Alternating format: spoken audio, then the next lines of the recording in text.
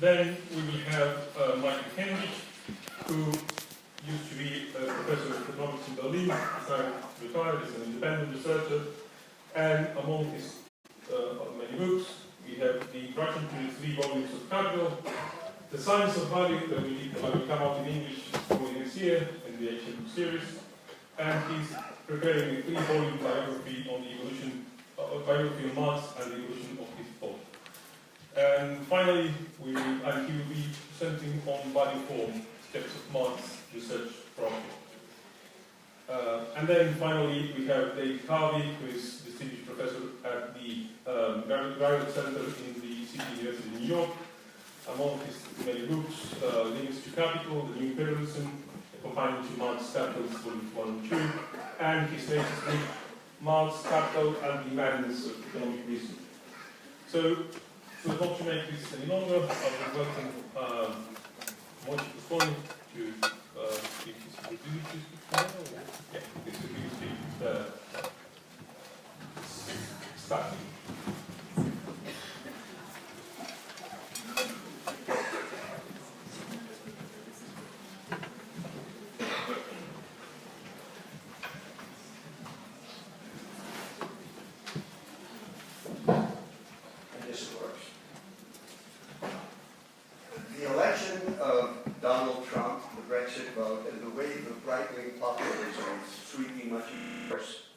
That for many, the collapse of the Soviet Union and China's transformation marked the final end of socialism and of the theoretical relevance of Marx. This demise was also expressed on another level by the emergence of other kinds of critical theoretical approaches, post-structuralism and deconstruction. The current global crisis, however, has dramatically revealed the fundamental limitations of such newer approaches. The existence of sharpened economic crises, as well as the structural transformations of societies globally, the growing financialization of social life, and above all, the dual crisis of environmental degradation and the hollowing out of working society, call into question the triumphalism, both of liberalism, changes in rates of GDP per capita and in wage levels. These patterns are interrelated. All of them can be seen with reference, I would suggest, to a still larger pattern, the supersession of 19th century liberal capitalism by state-centric Fordist capitalism from its beginnings in World War I and the Russian Revolution through its high point in the decades following World War II, its decline after the early 1970s, and its supersession in turn by neoliberal global capitalism, which might in turn be undermined by the emergence of huge competing economic blocs. What's significant about this trajectory is its global character. It encompassed Western capitalist countries and communist countries, as well as colonized lands and decolonized countries. Although very important differences in historical development occurred, of course. From the vantage point of the 21st century, they appear more as important but different inflections of a common pattern, rather than as fundamentally different developments. This does not mean that this pattern is homogeneous or modular.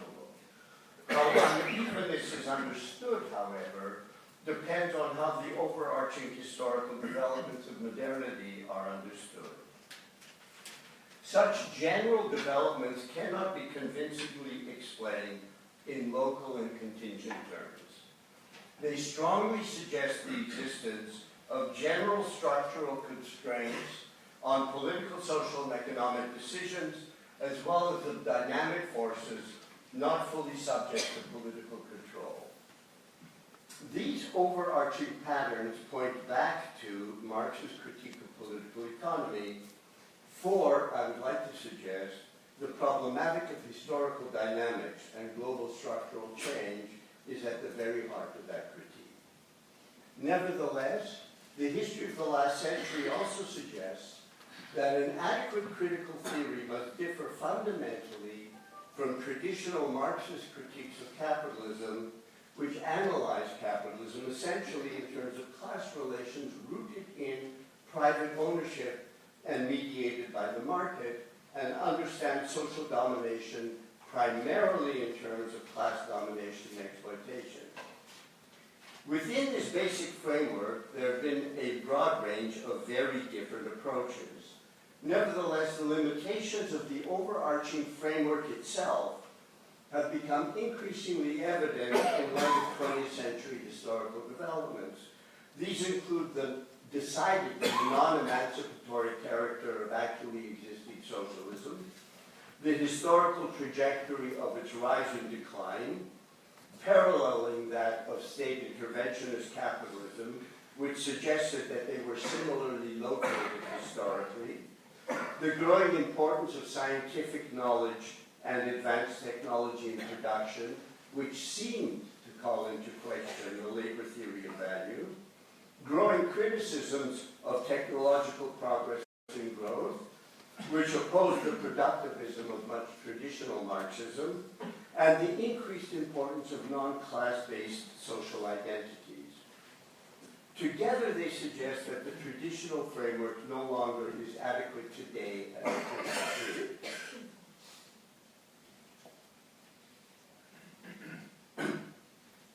This is not simply a theoretical problem. I'd suggest that a sense of the inadequacy of the traditional Marxist framework has at least tacitly haunted progressive politics for decades. The idea of a future society based on industrial labor, public ownership of the means of production, and central planning began to lose its hold on the imaginaries of many progressive intellectual students and workers during the crisis of Fordist capitalism in the late 1960s and early 1970s. This inadequacy was frequently sensed rather than explicitly theorized, but I suggest it was expressed implicitly in widespread critiques of labor and industrial growth, weakening of support for social democratic and communist parties, the growing loss of orientation of those parties, as well as attempts, sometimes uncritical, to locate new revolutionary subjects, for example, in anti-colonial movements.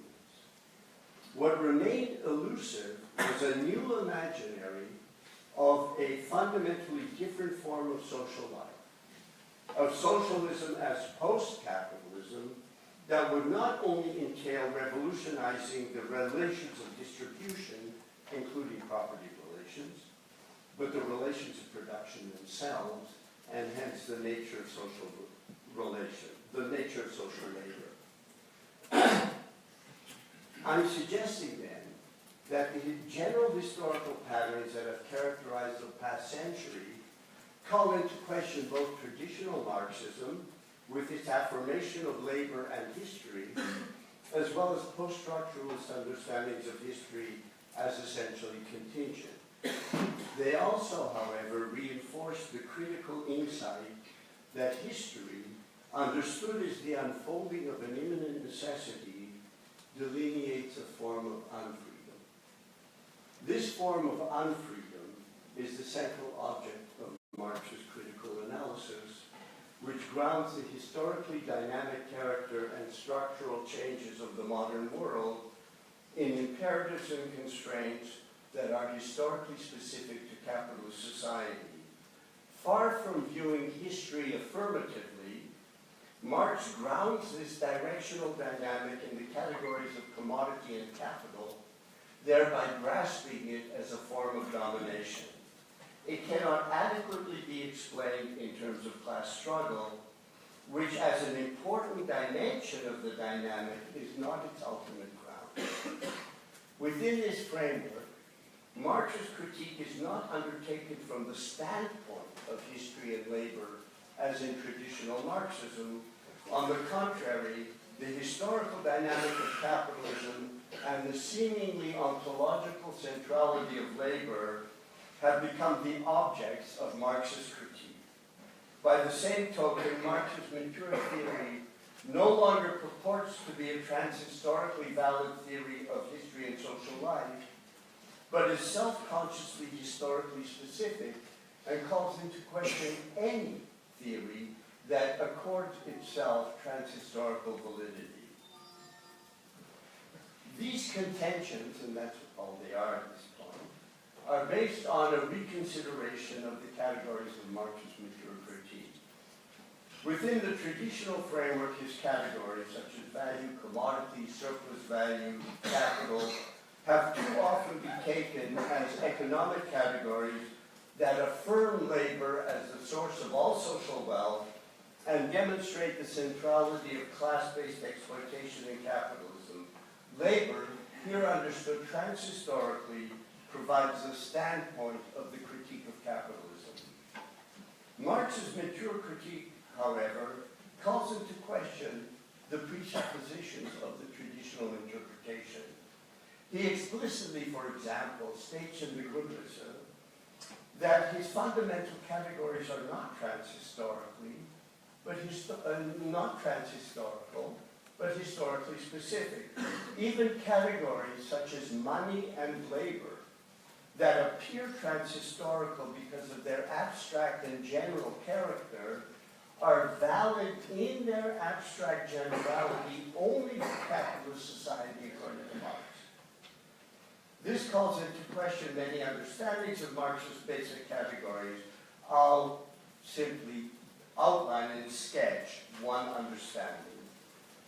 Capital, as all of you know, begins with the category of commodity, which does not refer to objects, to commodities as they might exist in many kinds of societies.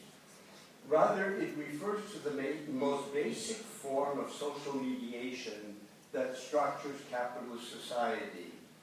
This form, according to Marx, is characterized by a historically specific dual character, what he calls use value and value, on the basis of which he then seeks to unfold not simply exchange, but the nature and underlying dynamic of capitalist modernity.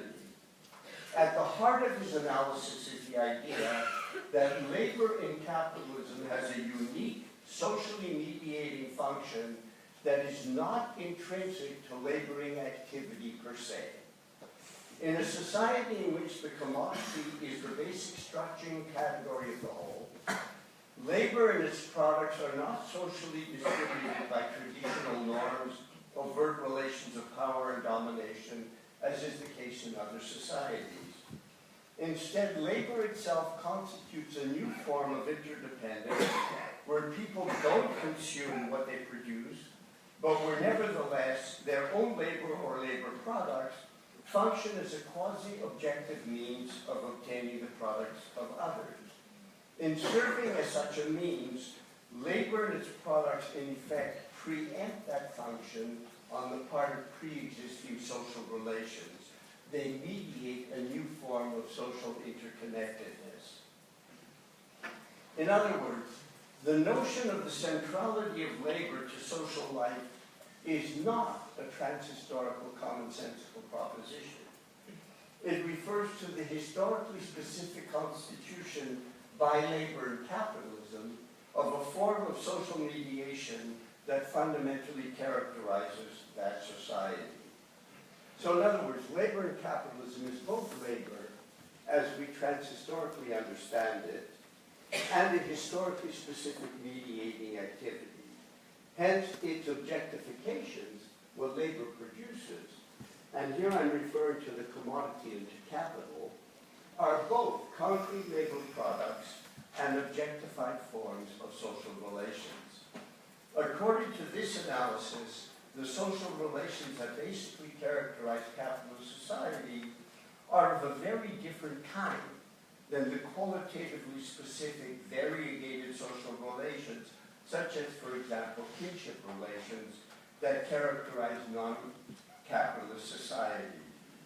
They have a peculiar quasi-objective formal character and are dualistic. They're characterized by the opposition of an abstract, general, homogeneous dimension and a concrete, particular material dimension, both of which appear to be natural. The form of wealth associated with such relations, according to Marx, is value. Many accounts still treat Marx's category of value as if it were a better version of Smith's or Ricardo's, a trans-historical category of the constitution of wealth at all times and in all places, that Marx then uses to show exploitation. For Marx, however, value is historically specific to capitalism. His analysis is not only focused on unequal exchange and exploitation, but on a new form of abstract domination that cannot be subsumed under the market alone. Marx draws a distinction right away in Capital between value and material wealth. Material wealth is measured by the amount produced and is a function of knowledge, social organization, material conditions in addition to labor. Value is constituted only by the expenditure of socially necessary labor time. It is the form of wealth, according to Marx, that helps unlock the key to understanding capitalism's trajectory. Value is constituted by socially necessary labor time. This term delineates a socially general compelling norm. Production must conform to this norm if it is to generate the full value of its products. In the process, the time frame becomes constituted as an independent variable. The amount of value produced per unit time is a function of the time unit alone. It remains the same regardless of individual variations or the level of productivity. It's a peculiarity of value as a historically specific form of wealth that although increased productivity increases the amount of use values and therefore material wealth produced per unit time, it results only in short-term increases in the magnitude of value created per unit time. Once the increases in productivity become general, the magnitude of value generated per unit time falls back to its original level. The result is a kind of a treadmill. Higher levels of productivity result in great increases in material wealth, but not in proportional long-term increases in value per unit time. This treadmill dynamic expresses and constitutes a new form of social domination. The socially necessary labor time is the first determination of a historically specific abstract form of social domination intrinsic to capitalism, is the domination of people by time, by a historically specific form of time, abstract Newtonian time, which is constituted historically with the commodity form. Now I have a paragraph on then what historical time is, also as a form of domination, but in the interest of time I'm just going to leave that. But what I'm trying to get at is that abstract domination is not a matter of exchange alone.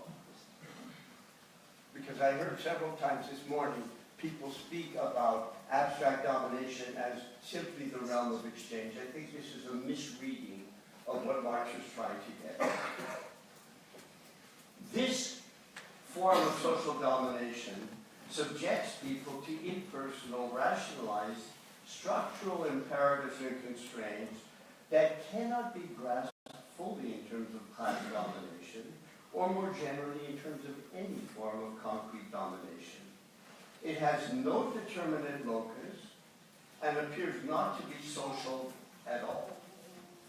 Rather, in a sense, what Marx does is he tries to explain why capitalism has an ongoing dynamic the way in which no other form of human social life has had. But this form of dynamic is an expression of a form of domination. It's not simply a triumphal feeling that history is on our side. This historical dynamic is at the heart of the category of capital, which does not, for Marx, mean means of production that are owned privately. Rather, capital is a category of movement what Marx called self-valorizing value. It's value in motion. And at the heart of this dynamic, and of course I have to reduce considerably here, is this treadmill that I described before, but now generalized. It's marked by ongoing, even accelerating transformations of more and more spheres of life on the one hand, production, technology, patterns of habitation, transportation, etc. At the same time, it structurally reconstitutes its own basis. Value remains the essential form of wealth, and value-creating labor remains at the heart of the system, regardless of the level of productivity. So that the historical dynamic of capitalism ceaselessly generates what's new while regenerating what is the same. And frequently, social critics take one or the other of these two strands.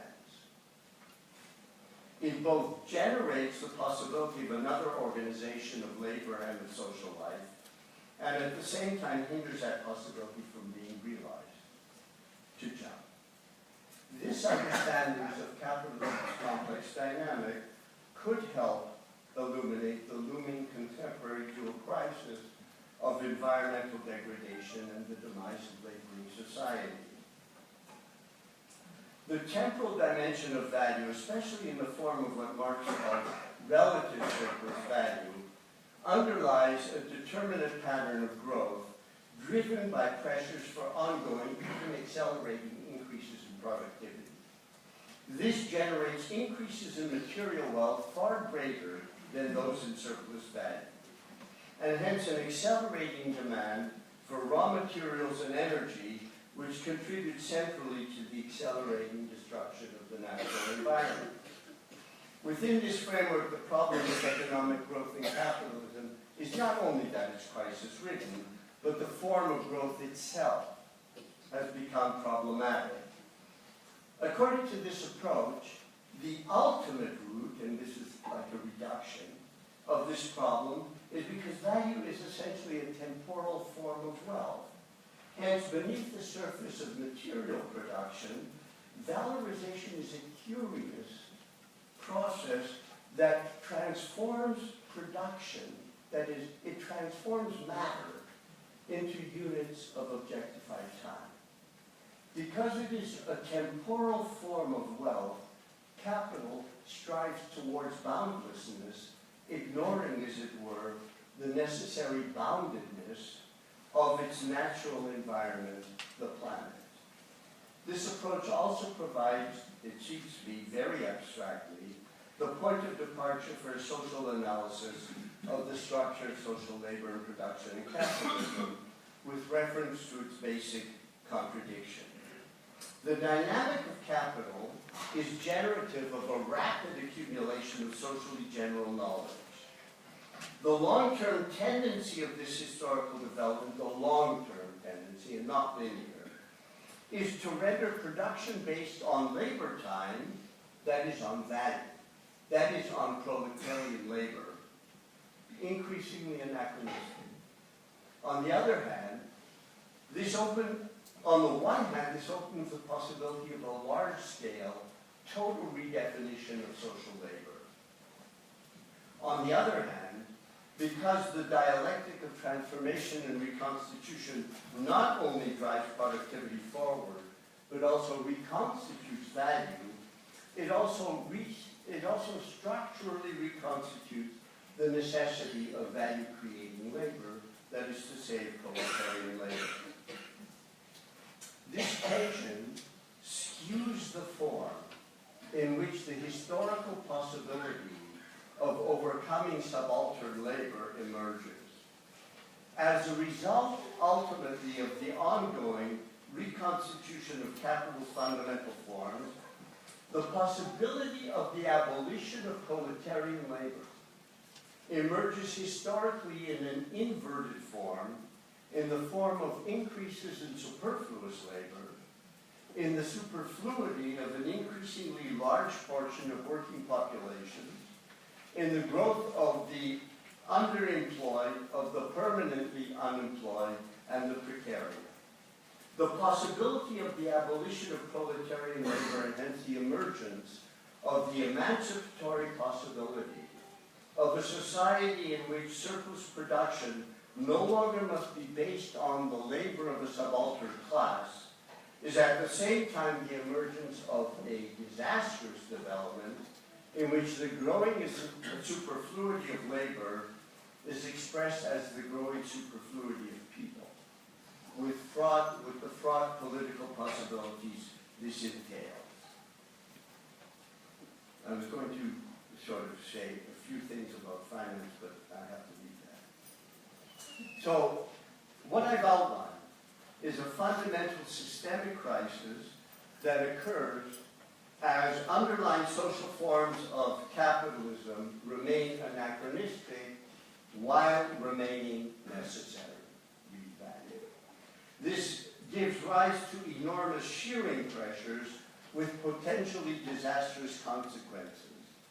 It also suggests that categories like class or race or gender are not stable historically and should not be the point of departure for analysis, but are in flux, constituted and reconstituted by the dynamic flow of capital.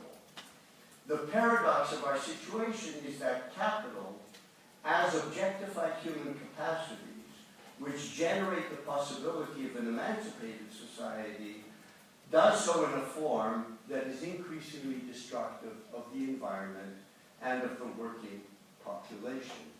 One result of this dual crisis has been an unfortunate bifurcation. Most discourses on climate change tend to ignore the crisis of work. This has opened the gates for various right-wing populist movements that deny the former in the name of the latter. These populist movements often make sense of the crisis of work in concrete terms, with reference to minorities, immigrants, women, and foreign countries, rather than in terms of the abstract constraints and imperatives that drive capital's dynamic, and understand the latter, essentially temporal processes, in spatial terms like globalization, for which banks or Jews or neoliberal Eurocrats are responsible. As essentially defensive movements, they oppose as a counterweight to those problems the nation-state, imagined in spatial terms, has bounded, functioning on the basis of a national economy. Unfortunately, in my view, too many traditional working-class movements and progressives have also reacted defensively, developing a left nationalist response instead of attempting to rethink and rework the idea of progressive internationalism as a response to neoliberal internationalism. Right-wing populist movements, then, have an overarching framework for explaining a crisis-ridden world, however objectionable, wrong-headed, and dangerous that framework might be. Earlier generations of progressive left social critics and movements also had an overarching framework: international socialism, a more rational organization of society. Such a widespread overarching framework, I'm afraid, that is a framework that captures the imagination of the masses, I think has been absent for 5 decades. Within the framework of the approach outlined above, the growing anachronistic character of value, in the absence of a widespread imaginary of a future beyond value, and I would say that means a post-proletarian future, is having enormously destructive economic, social, political, and environmental consequences. This historical development is confronting us with an increasingly stark, if redefined, choice of socialism or barbarism. Thank you.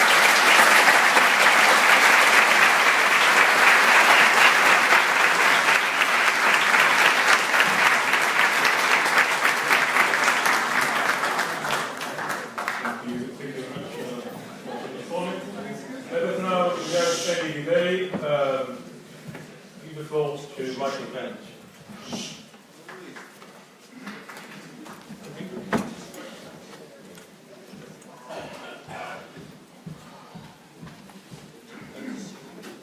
only minor note on, so we began with delay, so this plenary will run till 8:30.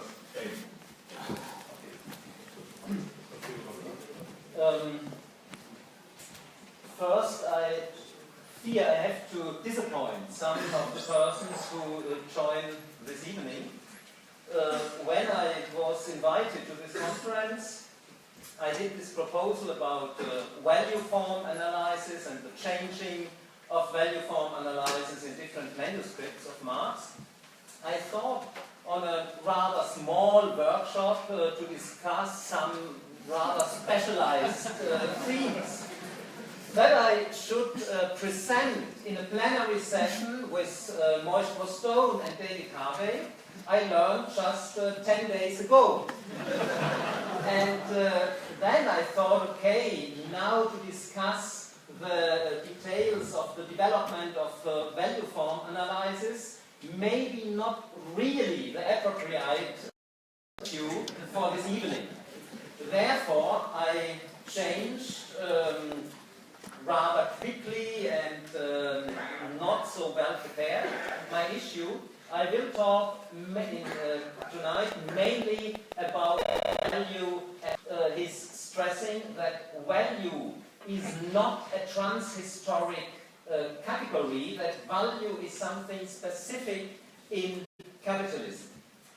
But also, furthermore, I want to stress that class exploitation and class domination is also something very specific in capitalism. Many Marxists, and I think mainly to them, Moishe Postone addressed his critic, many Marxists who stress only exploitation and class domination reduce capitalism to such structures, very, very general structures, which capitalism has in common with every class society. But what is the specificity of class in capitalism? This is a point also Marx had to learn. It was not clear for Marx from the beginning, and this we can realize very easily when we compare the treatment of class in Communist Manifesto from 1848 and the treatment of class in the manuscript of the third volume of Capital, written 64, 65, 18 years later. Communist Manifesto just starts with classes. All human history is a history of class struggle, and then Marx starts to give the different classes and the struggle. The notion of class is taken for granted. Nothing is said about it. And this is very clear why, in a famous letter to his friend Weidemeyer from early 50s, I think 51, 52, Marx said, I didn't discover classes, I didn't discover class struggle. This did French historians before me. So he took class as a notion from bourgeois science and used it in a critical way against capitalism. Now let's look what happened in Capital, in the manuscript of the third, or no, not only in the manuscript of the third volume, in all the 3 volumes of Capital. In volume 1, Marx mentioned classes very briefly, not with a real theoretical analysis. Sometimes he even omits the word class and speak of the money owners who buy the labor power and so on. And when we come in our reading to volume 3 of Capital, then we can see that a chapter on classes should be the last chapter in volume 3. Unfortunately, it stops after 1.5 pages. But already from this position, we can conclude something. For Marx, presenting the categories was not an accidental theme according to pedagogic reasons or so. The position of a category in the order of the presenting had a very, gives a very strong message, because Marx did a very strong presentation. Every category has some presuppositions, and when I introduce a category too early, it will lead to theoretical confusion. So when Marx puts the systematic treatment of classes at the end of volume 3, this means that all 3 volumes are presupposed in order to discuss in a theoretical way about the notion of class. It is exactly the opposite from Communist Manifesto, where Marx thought he can start with classes because theoretically everything is clear. Now we can think what changed between the year 48, Communist Manifesto, and the year 65, when he finished the manuscript for volume 3. A lot changed, of course, but one important thing which changed was the theory of value. In the 40s, Marx used Ricardo's theory of value. When you read The Poverty of Philosophy against Proudhon, he appreciates Ricardo a lot. He uses Ricardo's value theory in order to criticize the conceptions of Proudhon.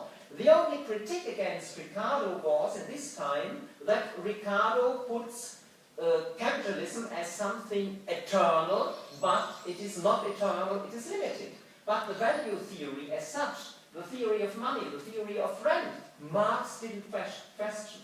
This happened only after 1850, when Marx was forced to come to London, where he lived in big poverty in the 50s, but for his project, it was the best place in the world. It was the center of world capitalism, and not very far from here, the library, in these times, the library of the British Museum, the biggest library in the world, and especially regarding economic titles. Here only he started to criticize Ricardo, and now it was an important change to which also implicitly Moishe Postone already pointed. Marx did not anymore, like in the 40s, only a critical use of the existing political economy. He started with a critique of political economy. And this critique then resulted in Grundrisse, resulted in capital, and so on. So this means when we want to use categories of Marx like class, we have to look to the development of Marx. We cannot use Marx just as a stone quarry. Here we find something, oh we take it, here is something else, oh yes, let's take that. No, we have to look to the development, and this brings me, nevertheless the time is running, but this must be, to a very short excursion about how to read Marx. We have not only to rethink Marx, we also have to rethink our way of reading. Very roughly, I distinguish two ways of reading. The first is a result-oriented but non-reflective reading. The second is a reflective, process-oriented reading. Just to characterize them, a result-oriented reading wants to have results. What is the analysis of classes of capitalism and so on? It looks in which work of Marx I can find it, and it is taken out. It is not reflected under which condition this result was produced by Marx. It is not reflected under which condition we read it. No, we defend our result against the result of someone else who think he can find someone. And the usual means in discussion is quoting, counting quotes. I found 5 quotes for my view, you found only 3 quotes, so I'm the winner, like in a football match, 5-3. Such a reading I would call not using it as a swear word or as a vituperation, idealistic. When this term idealistic makes sense, then it points out that an action or a theory is not reflecting its own preconditions. And such a reading is not reflecting its own preconditions. I don't want to judge this totally. Such a reading can make sense, and I think we all, in some aspects, use such a reading. But it must be put in a bigger context, and this is the second way of reading I mentioned, a reflective, process-oriented reading. Such a reading has to take into account that we have to do with 3 connected processes. We have to do with a process of text production. When Marx wrote a text, he was in a certain discussion, in a certain conflict. The text was a contribution to it. It was an answer. We have to ask, what was the question to which this text was an answer?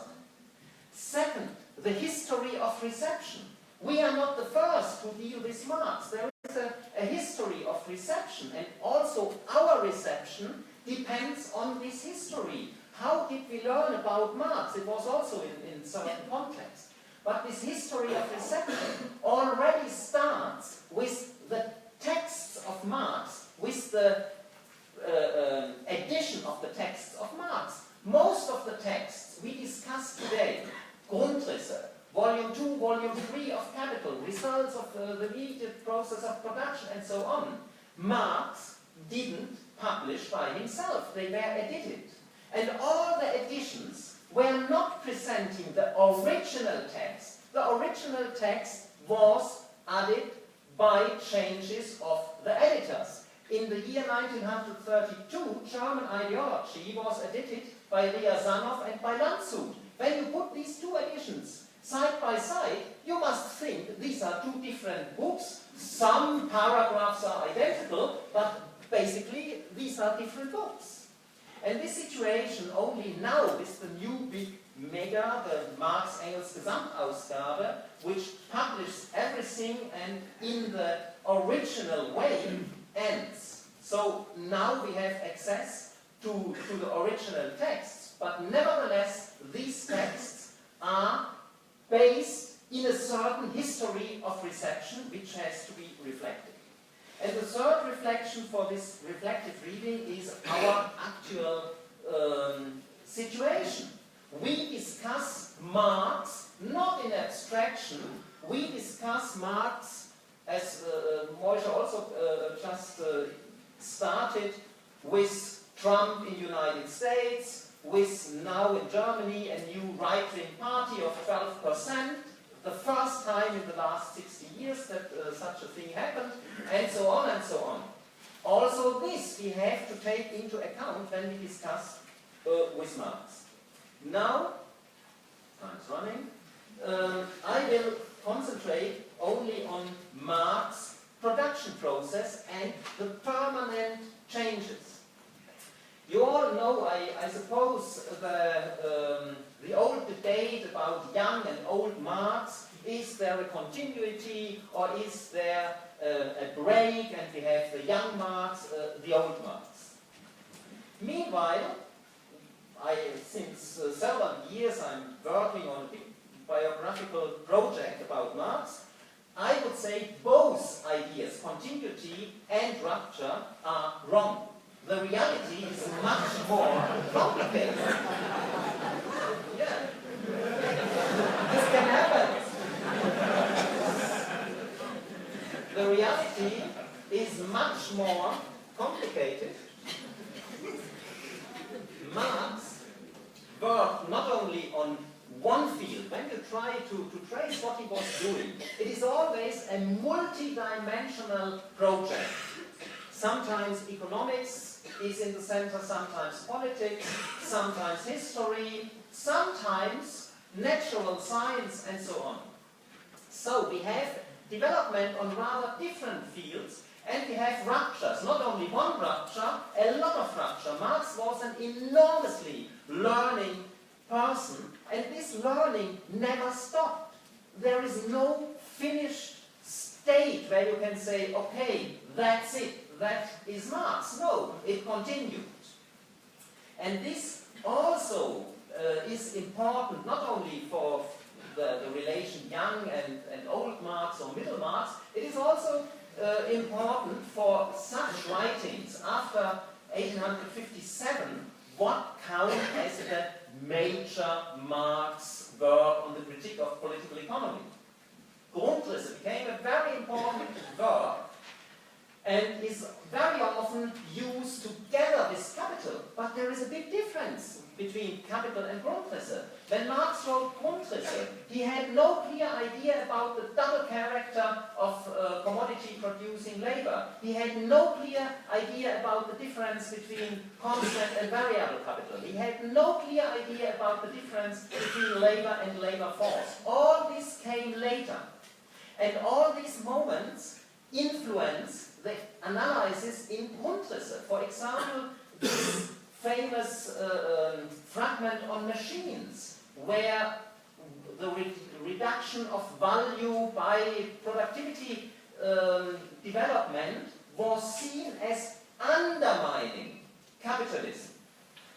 In volume 1, under the title Production of the Relative Surplus Value, this process, in much better theoretical terms, is analyzed as strengthening capitalism, also giving a reason to crisis, but in the long run strengthening capitalism and not causing a collapse. Such things we have to take into account. So, I think 7-8 minutes? Yeah. I have. Yeah. Yeah. 5. I will say value form totally, but I will tell something about value substance, and this will bring us back to classes. Not only value form analysis developed very much from 59 to, in my view, the highlight 67, first edition of Capital, then changed in a popularized form to the second edition, which brings a lot of problems. When you want to study value form, you have to put together all these different versions. I will come to value substance, what seems to be clear. Abstract labor is value substance. So what? But it is not so easy, and this you can learn when you read the so-called reworking manuscript, the manuscript Marx wrote when reworking the first edition for the second edition. It is not exactly the second edition. It is a manuscript where Marx tried to find new formulations, and he also did a kind of self-commenting. Marx comments Marx. This you can find in this manuscript, which unfortunately is not translated in English, and as far as I know, the English translation of my introduction to the 3 volumes of Capital is the only English-speaking book which at least brings some quotes from this self-commentary of Marx. And this self-commentary is very important to understand value substance. Marx writes there in the first presentation, in first edition, value was reduced to an objectivation of human labor per se. But, and now it starts the self-critic, I quote, none of both of these 2 commodities is in and of itself value objectivity. They are this only insofar as this is objectivity, and insofar as this objectivity is commonly held by them outside of their relationship with each other, the relationship in which they are equalized. Neither coat nor linen possesses value objectivity. And a few lines later, Marx adds, a product of labor considered in isolation is not value, nor is it a commodity. It only becomes value in its unity with another product of labor. This means a very clear critique of any value theory which is only production-based, which thinks when we have production, then value already is determined. No! The pure labor product is not even a commodity. And when it is not even a commodity, it is not even a value objectivity. This has had consequences for the second edition of Capital. There Marx inserted one very striking formulation. It is only by being exchanged that the products of labor acquire a socially uniform objectivity as values. So, production alone is not enough to become value. What is this production? There, the value character is taken into consideration. Of course, production is not accidentally. It is taken into consideration, but to take something into consideration is completely different from the existence of this something. So, this development in using values, I forgot one sentence, so striking formulation, but there are also a lot of formulations which adhere to the old version of value substance. And this gives rise to an infinite fight with quotations. I can find this quote, I have that quote. Is this a circulation theory of value? Is it a production theory of value? So, with the pure counting of quotes, we also not with votes, we will not find a solution. The consequences of this new approach to value substance of value, I tried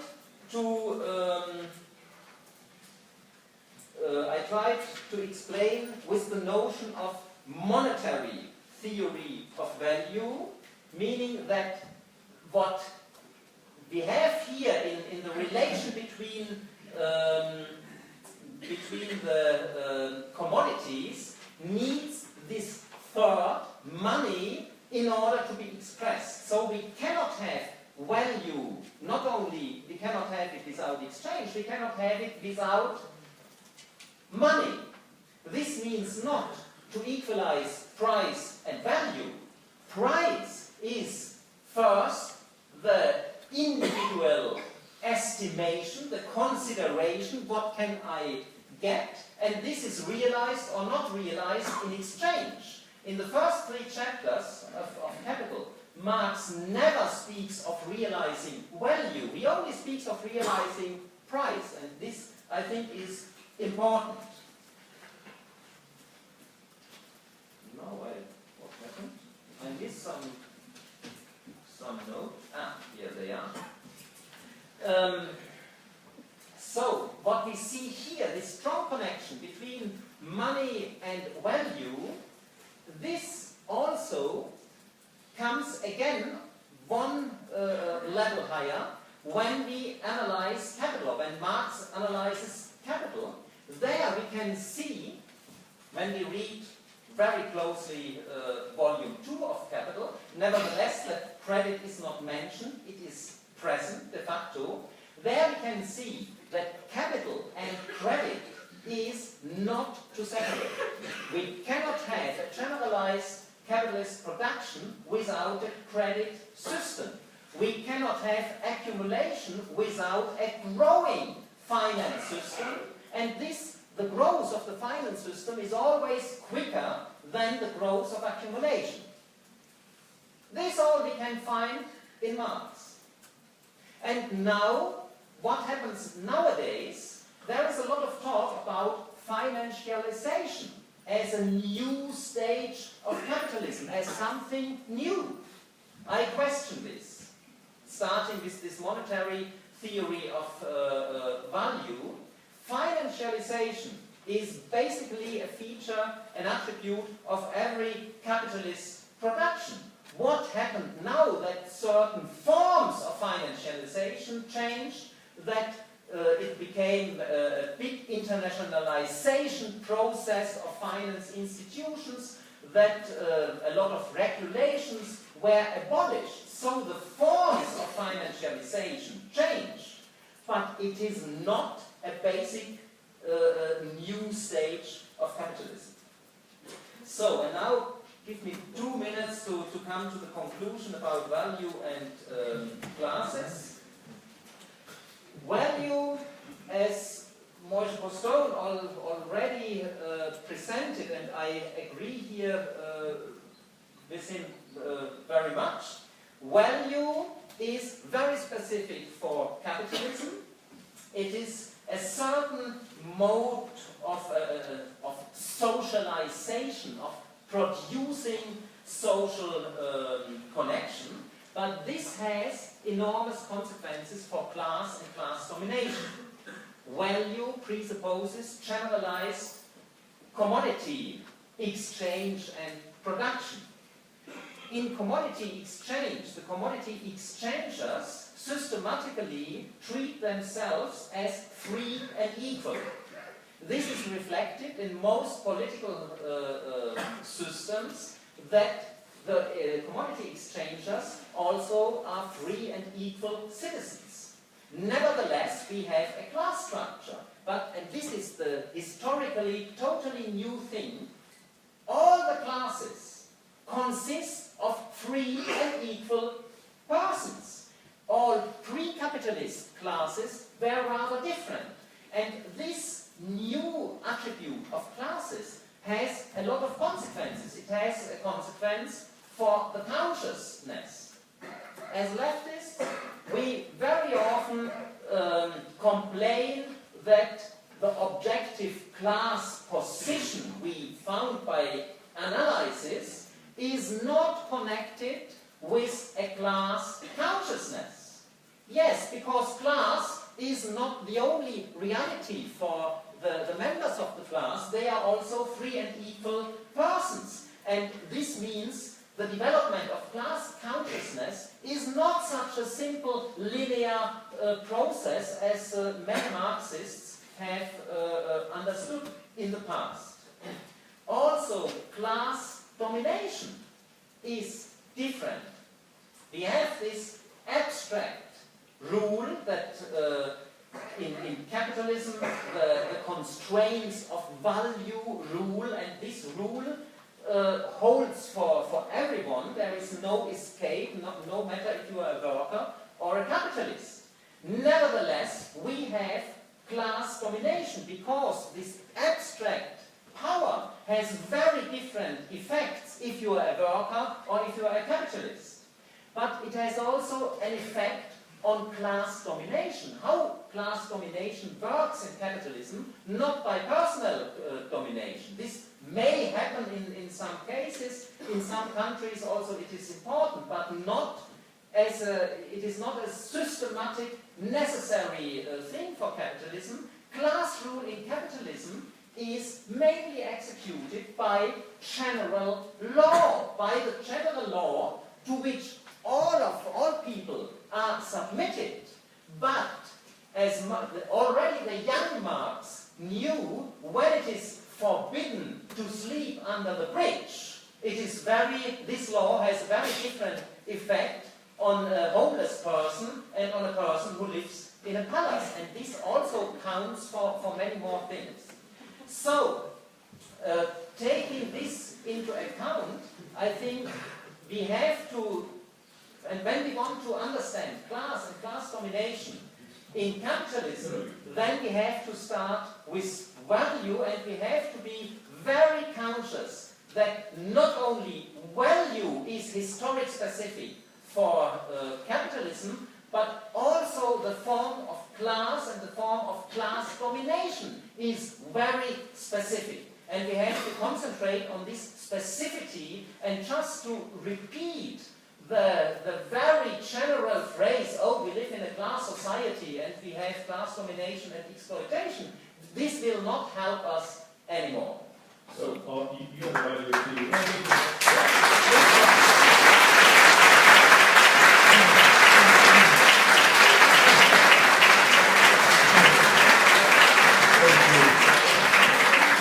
I was in the position of reminding value theory experts of the importance of time.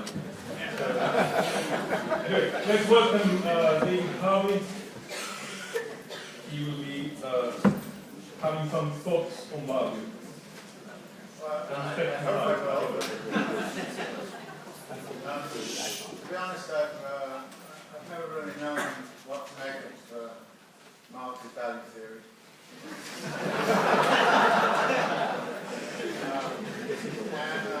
It's one of those things where I feel like, you know, I can't do without it, but I wish I didn't have to.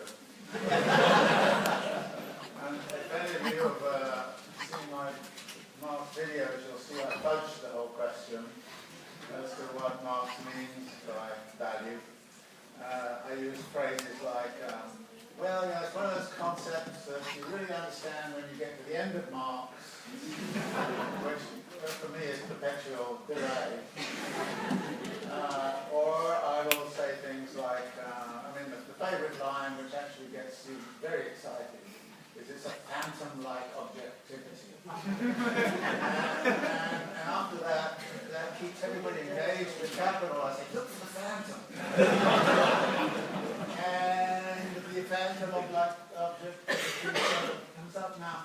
Marx does actually, sometimes say, it's immaterial but objective. And this is confusing to people because, you know, the image of Marx is he's a crass materialist. And so to find out that one of his foundational concepts is immaterial is kind of very confusing to everybody, including me. So what do we do with this concept and how do we play with it? Well, actually, since I really don't know what it is, I'm very happy to I can agree both with Moishe and with Michael, and that's the end of my presentation. but I do have a few extra things to add, okay? More in the way of questions than of unraveling it. And the first thing that back at around 1979, a book came out on value theory, edited by Diane Elson.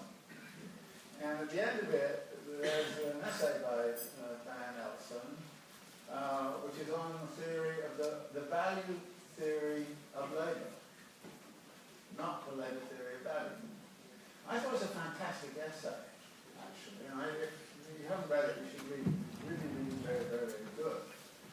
And I then started to think, what's the relationship between the value theory of labor and the labor theory of value? Are these two different interpretations, or what are we supposed to do with this distinction? And for a long time I sort of liked the value theory of labor because it had within it certain aspects of what happened in the labor process.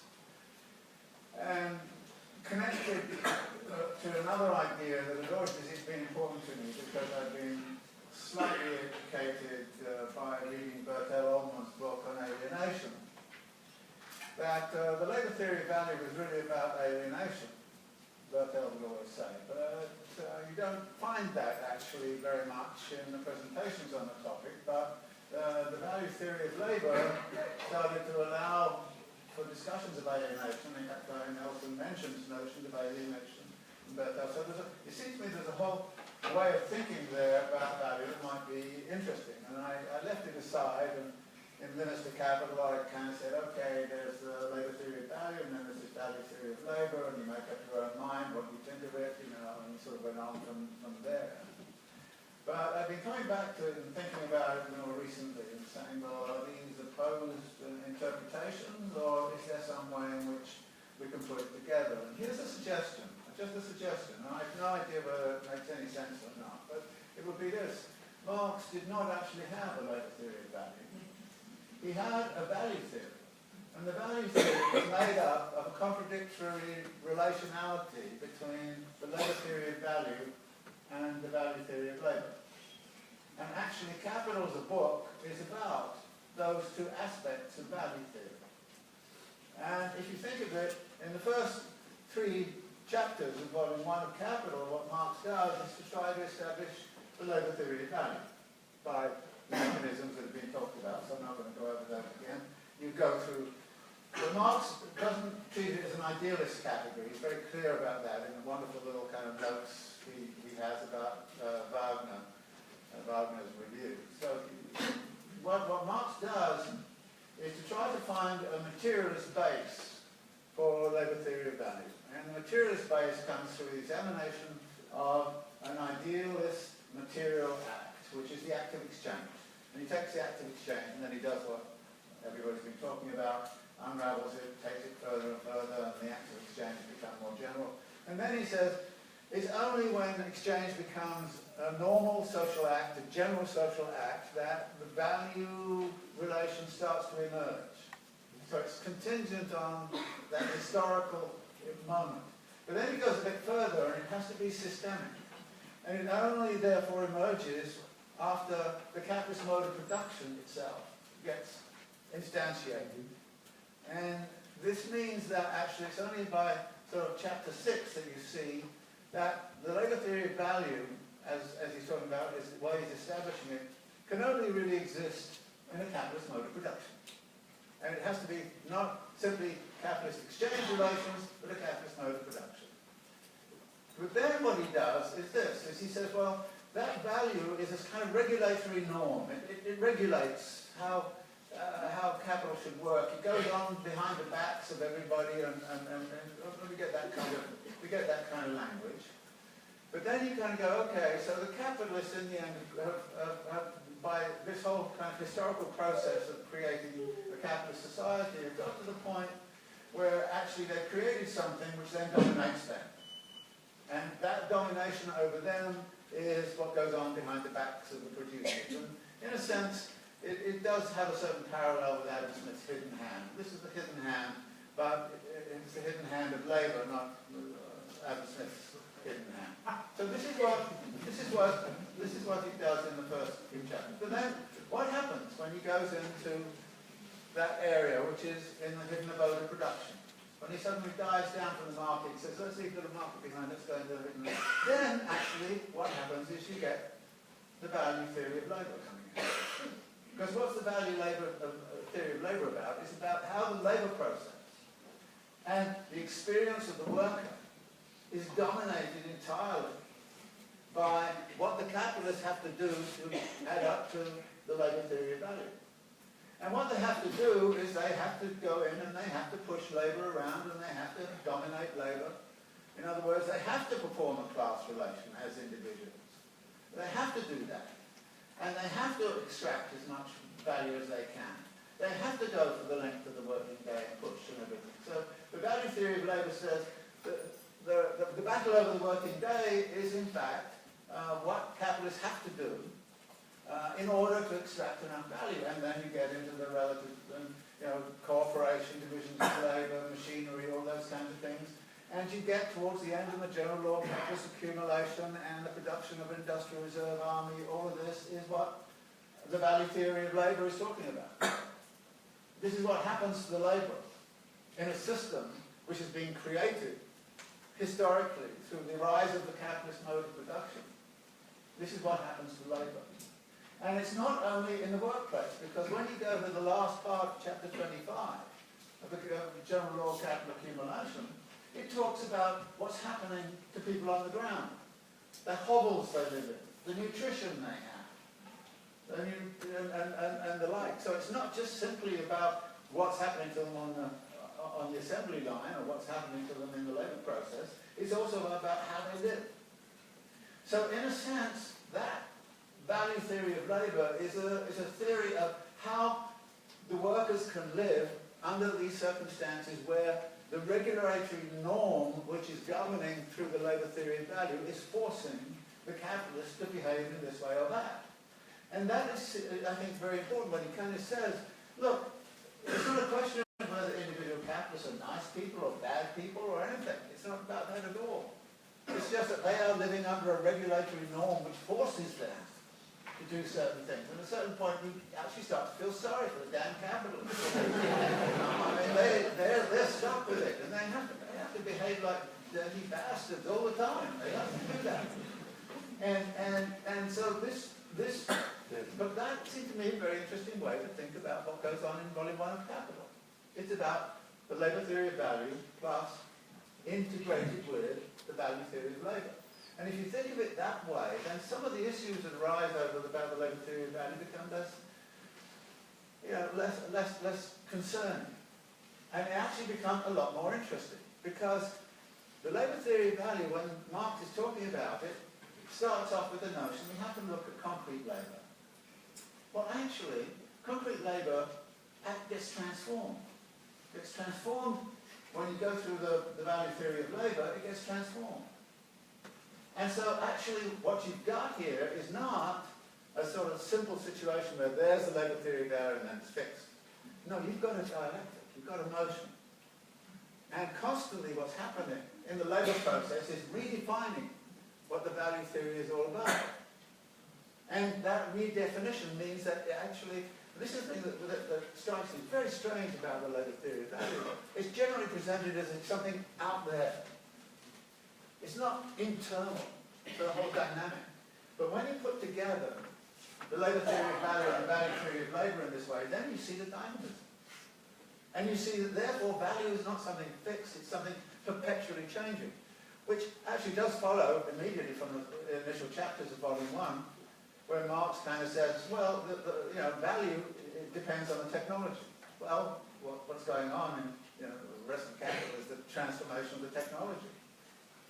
So that the labour theory of value and the notion of value. So here's this suggestion, that we say that Marx had a value theory, and that value theory is something that's constantly in motion, constantly being transformed, and is not stationary at all. But then we come back to some other kind of questions, and these are the questions I'd like to pose to some of the panelists. Why is it that for some reason or other we think that the labour theory of value is singular? Why don't we think of different value regimes? What do you think about that? And here's one of the ways in which you might want to think about it. Marx is very clear in those first three chapters that he's dealing with something that's immaterial but objective, that's value. It cannot actually survive without a material representation, and the material representation is money. But Marx is very clear that money is a representation, it's not value. It's not exchange value. It's a representation of value. And representations can lie. And actually Marx talks about the way in which representation can lie. Money. He uses a money commodity, gold. The labour in gold, a particular kind of labour, is actually standing in for the universality of all labour forms everywhere. This is contradictory. Also, it's a measure of a social relation. And the social relation cannot be appropriated, but the gold can. So actually, class formation depends upon having a way of taking the social relation, which is value, and being able to appropriate it by private persons. And that can only be done through the money form. In addition, Marx is very clear that there's a quantitative incongruity between price in the money form and value. There's also a qualitative one. Things can have a price but no value. Now, and then Marx mentions things like reputation. Well, actually, right now, a lot of people are talking about reputational value in the market. A lot of people are talking about, different ways in which value is being assigned to capital assets. So this distinction between money, the representation of value, and value is a very important one, and the fact that one can lie about the other is actually very significant. And it's terribly significant right now, because the suspicion lurks that actually capitalists are creating money like crazy all over the place, without any value. And if they do that, then what is? I mean, how is this financial system working? What is its relationship to value? Those kinds of questions are absolutely there. So here's a question, Mike. Why is it that somehow or other, a lot of the Marxist analysis sort of slides between the value and the money form as if it's, but it's contradictory. And the contradictory nature of it is very, very powerful, so that the representation of value and the value itself are two different things entirely, and we've got to keep them separate from each other. You cannot actually have a monetary form of value as if somehow or other there's no problem in that contradiction. So there's that side of it. The second thing is, and I appreciate very much what Michael kind of said about, there's no such thing as value inside of a commodity in itself. You can, as Marx says, you can take a commodity, you can dissect it, and say, where's the value? You can't find it. It's a relation. It's a relation. Yeah. But it's a relation which actually, in the very first chapter of Capital, Marx says this. If you take your commodity to market and nobody wants it, and there's no want, need, or desire for it, then there is no value. So Marx actually puts together production and realization and says there's a contradictory unity between production and realization. And if you can't realize the value, then there's no value. And actually all the value is lost, which introduces something which is terribly important, which is the idea that value does not exist without the category not value. And not value is actually what the capitalists are perpetually battling with. I actually, in the last book I did, got into a lot on the notion of anti-value. That you cannot understand value without anti-value. Now, this, everybody kind of said, that's a crazy idea, but then I kind of say, well, Marx like physics. And contemporary physics says you can't understand matter without understanding antimatter. Actually, contemporary physics has got very dialectical. And actually a lot of neurobiology and all that kind of stuff got very dialectical. It's actually quite interesting. So, if you cannot understand value without anti-value, so what is anti-value? Well, anti-value is when you've got something which is going against the production of value. What are the forms of resistance to the circulation of value? Because, as you kind of said, capital is value in motion. What are the forms of resistance? How can it break down? Well, one of the things against it, and this comes back to why it's important to use the idea of the value theory of labour.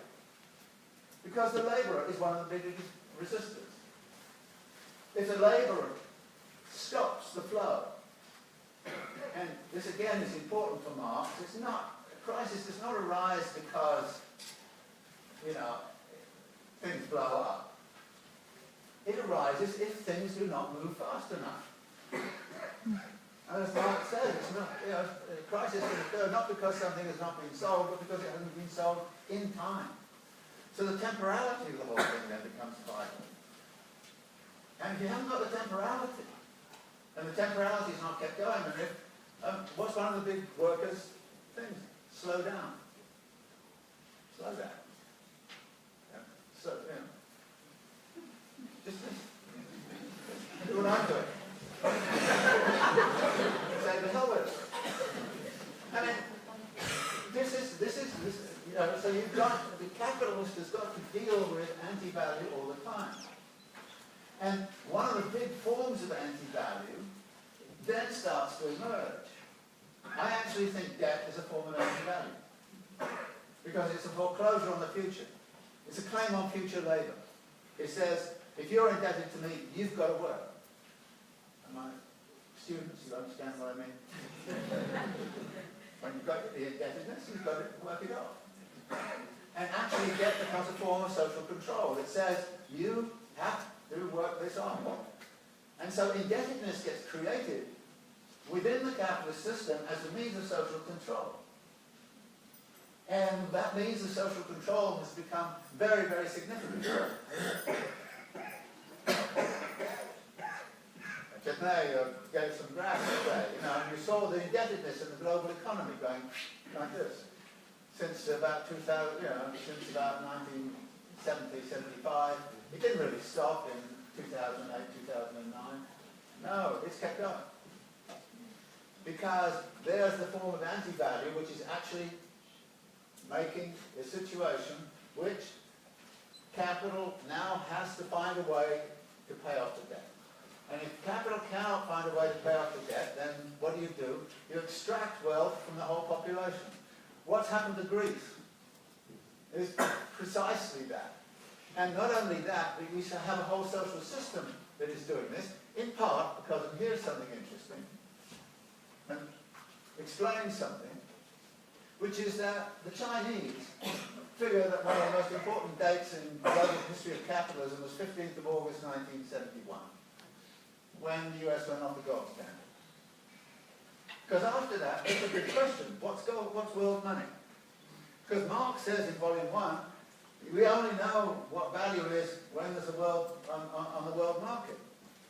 And in order for the world market to work, it has to be world money. So he actually invents this notion of world money at the end of the summer and says, with world money, and it's gold, but when it's no longer gold, what is world money?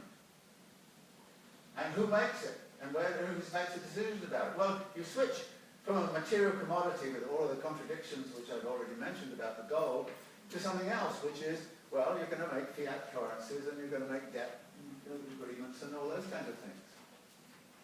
And the Chinese view of this is very interesting, because the Chinese basically say, well, when people went on the currency, went on the gold standard, this allowed all sorts of things to start to happen. For instance, George Soros made something like $1 billion in about 7 days by betting against the pound inside of the European exchange rate mechanism. Now, whose money was that he took? Well, it was British taxpayers. And if you're a British taxpayer, you all lost some money from George Soros. It was perfectly legal. Perfectly legal. But that's the kind of thing where you find what I call accumulation by dispossession going on, because a financier can come along, can bet like that, and steal $1 billion out of your pockets, collectively, and do it in 7 days, legally. That is the sort of thing that can happen when you no longer have a kind of a gold thing. And actually, investment bankers hated gold, and hated the gold standard. They really wanted to get rid of it in the 1960s. And they got to a point in about 1971 where they could actually push the administration, and by the way, the administration had to get rid of it because they'd run out of gold by then, because, all sorts of reasons. They'd be printing money against, printing dollars. And so we then find this very interesting kind of thing, a battle over what is world money right now. Who is in charge of it? The US has been hanging on to world money. Okay? The dollar. How did they do that? Well, they did it a number of very specific ways. First off, they went to the Gulf states and told the Gulf states to put all of their petrodollars into New York investment banks. But secondly, they are allowed huge kinds of waves of speculative activity. So if you look at something like the Southeast Asian crisis, what happened in the Southeast Asian crisis? You find, it was the equivalent of George Soros, but it was all of the investment bankers all around the world ganging up on all of those countries, forcing a crisis of liquidity. A lot of the firms couldn't pay, they all went bankrupt. All the financiers went in and bought up the firms and then waited for a little bit and then sold them back at a huge profit. This was the robbery, a total robbery of the asset value of that part of the country, of that part of the world. Marx has a very interesting way to talk about this, because he sees some of this going on, and I really like Michael's point. There's a lot in those chapters on finance that really need careful study, because Marx had some very, very interesting comments to make. And one of the comments he made was, well, something like this happens, and you get this speculative kind of thing, value is transferred from one part of the world to another part of the world. But it doesn't go to the benefit of all the people in that other part of the world, it goes to the benefit of a certain class. So if you want to know where all of the inequality came from that Piketty's talking about, it has nothing to do with this ERG and all that kind of nonsense. It has everything to do with the fact that the investment bankers and all that goes on are essentially robbing the world of value by these things. Now the Chinese looked at this and said, okay, why is it that the United States and the WTO and all the rest of it is coming to us and saying, open your capital markets, open your capital markets, and the Chinese say, no way. No way. We saw what happened when you had open capital markets. Open capital markets, well, when you got through robbing Southeast Asia, you went off and robbed Brazil, and then you did Argentina, and then you did Russia, and then, you just keep on going. And then there wasn't enough out there, so you robbed your own homeowners in California and all the rest of it. I mean, this is global robbery which is going on. And it's structured in a very, very specific way. And when the Chinese kind of say, we're all in favour of free trade in commodities. We're all in favour of that. But we're not in favour of open capital markets. Now the WTO says, and they've got to be. So what do? They kind of say, well, we're trying. I know things like that, so I'm sorry, we have to shut it down. But when the Chinese start to do something, first off, they start to try and break the hegemony of the dollar as a global currency. So some of the biggest oil contracts that have been done in the last 2 or 3 years have been actually oil contracts between China and Russia, and they've been in their local currency, not in dollars, because that's what the US insisted back in 1970s. All oil contracts should be in dollars. So they set up a gold exchange in Shanghai, and they actually stopped buying gold. And so they're doing all kinds of interesting things because I think they understand something about this system that in this world we do not understand because we're not given the kind of theoretical apparatus to understand it. Except that there's a wonderful thing in Stiglitz, the book on globalization and discontents, where he actually describes what happens in Southeast Asia and describes it in the way I've roughly described it. And he says, there's a story in Southeast Asia that this is what happened, and he tells the story, and then he says, this is a typical conspiracy theory, I just don't think it happened. And I kind of go, no, it was not a conspiracy theory, it was a political project. But you can't see it, and you won't want to see it because, as an economist, you want to be giving advice to people, you don't want to go around saying things like this. But the Chinese understand. This then leads into something else. The money system in the world, which represents value, is disaggregated into currency blocks. So if the representation of value is geographically segregated into different currency configurations, why is it that we couldn't say also that value is that way? Why don't we talk about value regimes, which are different value regimes, and the formation of different value regimes? Because when you start to look at what global capitalism has been about, it's been a lot about a rhetoric of free trade, but actually it's about the formation of value regimes. What was the European Union? It's the creation of a value regime. And each value regime has a hegemon that actually gets a great deal out of them. Guess what and who it is in Europe. To suck out as much value as they can. The US has its own. And then there are these interesting proposals. What was the Trans-Pacific Partnership about? It was about the US trying to get together with Canada, Mexico, Japan, and a few other countries to set up a trading bloc that would be defensive against China and the European Union. And it was trying to form a value regime. And the value regime, which was going to geopolitically becomes important. China has a very distinctive value regime. A very distinctive value regime, which I think is very badly understood. I don't think the Chinese care too much about any rate of profit. They care about labor absorption. They care about the creation of material wealth. And they don't care. I mean, most of their firms are state enterprises, anyway. They're now building, as it were, a kind of a hegemonic block with the Belt and One Road kind of system, which is going right throughout Central, right away through to Tehran and places like that. They're heavily into East Africa, they're heavily into Latin America, they're really into things these days. So you've got to look at the formation of these regimes and their different value regimes. And Marx does talk about this a bit. He talks in Volume 1 about different national regimes. And he talks about trade between countries which have different values of labour power.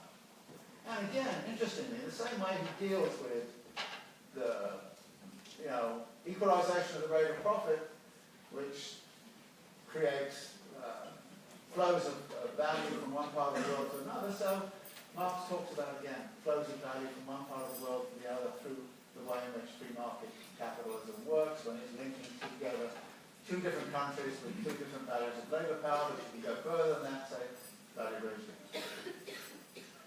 So I would like to ask some kind of questions. Why aren't we talking about multiple value regimes? Why aren't we talking about, the time and space of value formation?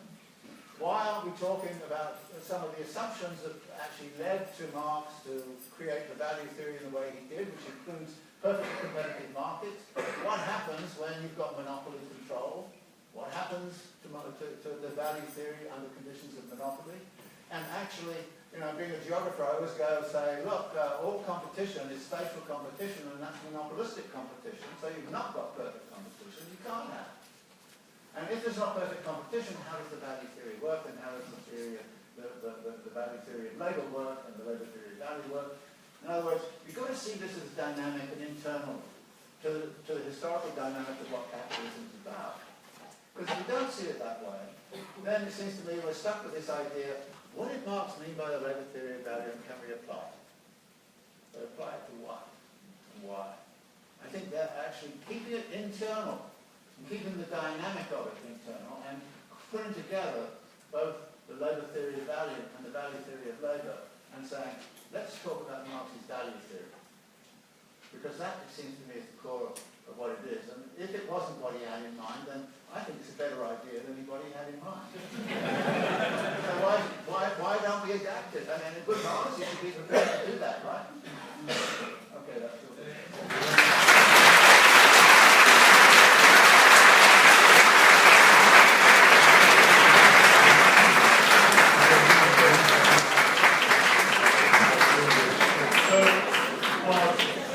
A large audience, and we've been running late. So what I think we can do, this will be no time for questions and answers in any way that we represent any crucially liberated questions. So what I can do, I think, is give you 3 minutes if you wish to make a second intervention, 3 minutes each. I will be strict this time. Or if you wish, because there is also wine reception waiting, so if you don't want to... Oh, there is? Come on! you want to do it something to do? I'm happy to make the wine reception.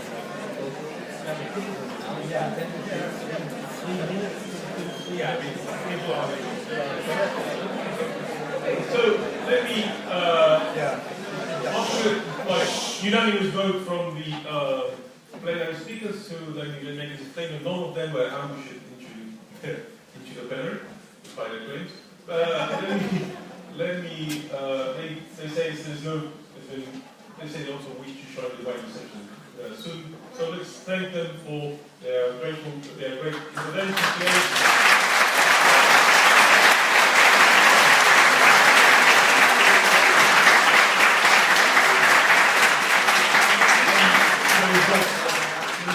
Still another day of conference to come, so there will be lots of time to continue this discussion. Please take your rubbish with you on the way out. Send your rubbish. Okay, well, thank you very much.